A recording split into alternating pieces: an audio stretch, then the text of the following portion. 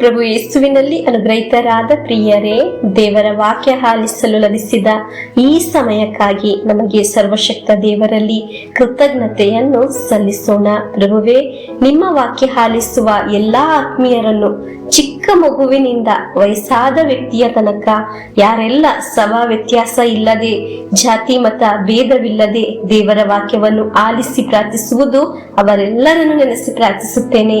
ಅವರ ನಿಯೋಗಗಳನ್ನು ಸಮರ್ಪಿಸಿ ಪ್ರಾರ್ಥಿಸುತ್ತೇನೆ. ಎಲ್ಲರನ್ನು ದೇವರು ಅನುಗ್ರಹಿಸಲಿ. ಆದಿಕಾಂಡ 26ನೇ ಅಧ್ಯಾಯ 12ರಿಂದ 15ರವರೆಗೆ ವಾಕ್ಯವನ್ನು ಆಲಿಸೋಣ. ಇಸಾಕನು ಆ ನಾಡಿನಲ್ಲಿ ವ್ಯವಸಾಯ ಮಾಡಿ ಅದೇ ವರ್ಷದಲ್ಲಿ 100 ಮಡಿ ಬೆಳೆ ಎತ್ತಿದನು. ಸರ್ವೇಶ್ವರ ಸ್ವಾಮಿಯ ಆಶೀರ್ವಾದ ಅವನ ಮೇಲಿತ್ತು. ಅವನು ದಿನದಿಂದ ದಿನಕ್ಕೆ ಹೆಚ್ಚು ಆಸ್ತಿವಂತನಾಗಿ ದೊಡ್ಡ ಧನವಂತನಾದನು. ಅವನಿಗೆ ದನ ಕುರಿಗಳು ಆಳು ಕಾಳುಗಳು ಹೇರಳವಾಗಿದ್ದನ್ನು ನೋಡಿ ಫಿಲಿಸ್ಟರು ಹೊಟ್ಟೆ ಕಿಚ್ಚುಪಟ್ಟರು. ಅವನ ತಂದೆ ಅಬ್ರಾಹಮನ ಕಾಲದಲ್ಲೇ ತೋಡಲಾಗಿದ್ದ ಬಾವಿಯನ್ನು ಮಣ್ಣು ಹಾಕಿ ಮುಚ್ಚಿಬಿಟ್ಟರು.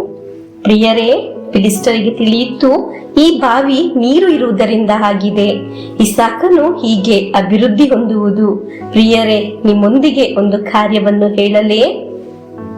ನಮ್ಮ ಪ್ರಾರ್ಥನಾ ಜೀವನ ಹೀಗೆ ಒಂದು ಬಾವಿಯಾಗಿದೆ. ನಮ್ಮ ನಿಯೋಗ, ಡೈಲಿ ಬ್ಲೆಸ್ಸಿಂಗ್ ಶುಶ್ರೂಷೆ ಎಲ್ಲ ಒಂದು ಬಾವಿಯಾಗಿದೆ. ನೀರು ಇರುವ, ಜಲ ಇರುವ ಒಂದು ಬಾವಿ. ನಾವು ಅನುಗ್ರಹಿಸಲ್ಪಡುವಾಗ ಅನೇಕರಿಗೆ ತಿಳಿದಿದೆ, ಇವರು ಪ್ರಾರ್ಥಿಸಿ ಆಗಿದೆ, ದೇವರಲ್ಲಿ ಆಶ್ರಯಿಸಿ ಆಗಿದೆ, ಅಭಿವೃದ್ಧಿ ಹೊಂದುತ್ತಿರುವುದು ಎಂದು. ಅನೇಕರು ನಮ್ಮ ಪ್ರಾರ್ಥನಾ ಜೀವನವನ್ನು ಮಣ್ಣು ಹಾಕಿ ಮುಚ್ಚಲು ನೋಡುತ್ತಾರೆ. ಮಣ್ಣು ಎಂದರೆ ಮಣ್ಣು ಆಗಿರುವುದಿಲ್ಲ. ಮಾತಿನಿಂದ, ಕಾರ್ಯದಿಂದ ಅಪಹಾಸ್ಯ ಮಾಡಿ ನಮ್ಮ ಪ್ರಾರ್ಥನಾ ಜೀವನವನ್ನು, ನಮ್ಮ ಪ್ರಾರ್ಥನಾ ಬಾವಿಯನ್ನು ಮುಚ್ಚಲು ಪ್ರಾರಂಭಿಸುತ್ತಾರೆ.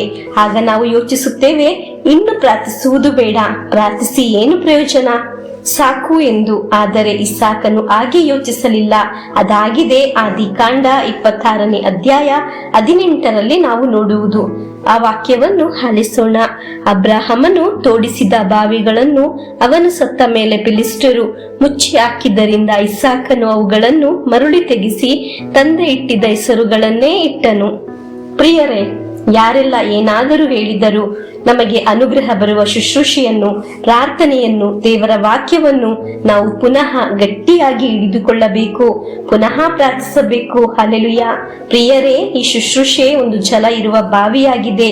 ಯಾರೆಲ್ಲ ನಮ್ಮನ್ನು ತಡೆದರು, ನೀವು ಒಮ್ಮೆಯೂ ಹಿಂತಿರುಗಿ ಹೋಗಬಾರದು. ವಾಕ್ಯದಿಂದ ಬಾಚಿ ತೆಗೆದು ಆಗಿದೆ ನಾವು ಒಂದೊಂದು ಸಮಸ್ಯೆಗಳನ್ನು ಪರಿಹಾರ ಕಾಣುವುದು. ಪ್ರಾರ್ಥಿಸುವಾಗ ದೇವರು ನಿನ್ನ ಜೀವನದಲ್ಲಿ ಒಂದು ಸ್ಥಾನವನ್ನು ನೀಡುತ್ತಾರೆ. ಬೆಳೆಯಲು, ಉನ್ನತಕ್ಕೇರಲು ನಮಗೆ ಬಹಳ ಬಹಳ ಪ್ರಾರ್ಥಿಸಿ ಪ್ರಭುವಿನ ಆಶೀರ್ವಾದವನ್ನು ಸ್ವೀಕರಿಸೋಣ. ನಮ್ಮ ಪ್ರಭು ಯೇಸು ಕ್ರಿಸ್ತರ ವರಪ್ರಸಾದವು, ದೇವರ ಪ್ರೀತಿಯು, ಪವಿತ್ರಾತ್ಮರ ಅನ್ಯೋನ್ಯತೆಯು ನಮ್ಮೊಡನೆ ಇರಲಿ. ರೋಗಗಳಿಂದ, ಅಪಘಾತದಿಂದ, ದುರ್ಮರಣದಿಂದ, ಅಗಾಲಿದ ಮರಣದಿಂದ, ಅಸೂಯೆಯಿಂದ, ಮೋಸೆ ವಂದನೆ ಇರಿಂದೆಲ್ಲ ದೇವರು ನಮ್ಮನ್ನು ಸಂರಕ್ಷಿಸಲಿ.